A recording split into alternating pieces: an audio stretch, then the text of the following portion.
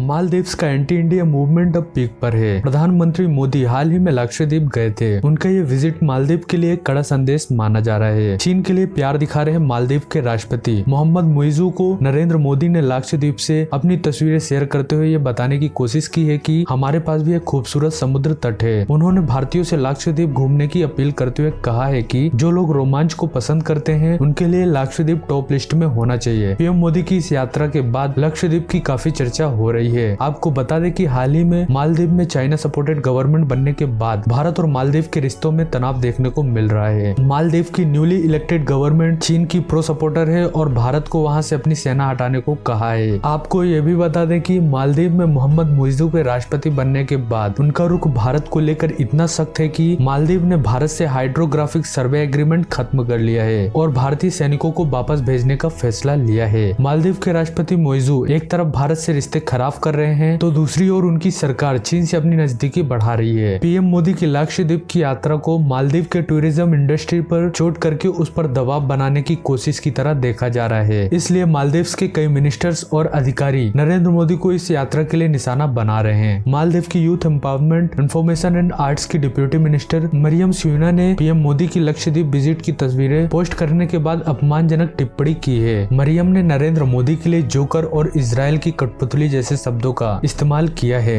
हालांकि बाद में उन्होंने ये ट्वीट हटा दिया। एक और पोस्ट में मरियम ने मालदीव में भारतीय सेना की अपीयरेंस को लेकर भी सवाल किया है। उन्होंने लिखा है कि मालदीव को भारतीय सेना की अपीयरेंस की कोई जरूरत नहीं है। वहाँ के कई लोगों ने भी गौ माता को लेकर, गोबर को लेकर भारत का खूब मजाक बनाया था, जिसके बाद भारत के भी प्रो नेशनलिस्ट लोगों ने भी अलग अलग जगहों से उसी वक्त मालदीव की गवर्नमेंट साइट पर साइबर अटैक कर दिया था, जिसके बाद मालदीव में ज्यादातर गवर्नमेंट वेबसाइट रात को डाउन हो गई थी। एक्सेस करने की कोशिश पर लोगों ने पाया कि मालदीव प्रेसिडेंट, फॉरेन मिनिस्ट्री और टूरिज्म डिपार्टमेंट की वेबसाइटें काफी समय तक काम नहीं कर रही थी। मालदीव में सरकार की वेबसाइट डाउन होने का यह मामला तब हुआ है जब मालदीव के कई ऑफिसर, मिनिस्टर और दूसरे लोग भारतीय सरकार को निशाने पर ले रहे थे। प्रधानमंत्री नरेंद्र मोदी पर भी भद्दे कमेंट किए गए थे। वहीं मालदीव के कुछ अपने ही लोगों ने भारत से रिश्ते बिगाड़ने पर अपनी सरकार को फटकारा है। आपको बता दें कि वर्तमान समय में मालदीव की ज्यादातर आबादी इंडिया आउट्स का कैंपेन चला रहे हैं। इसके बाद भी हमारे भारतीय लोग मालदीव में टूरिस्ट विजिट के लिए जाते हैं तो वो हमारे लिए बेहद शर्म की बात है। तो दोस्तों, आप सभी की इस बारे में क्या राय है? आप अपनी राय हमें नीचे कमेंट बॉक्स में पिन करके जरूर बताना और वीडियो अच्छी लगी हो तो वीडियो को लाइक और शेयर करना। Thanks for watching.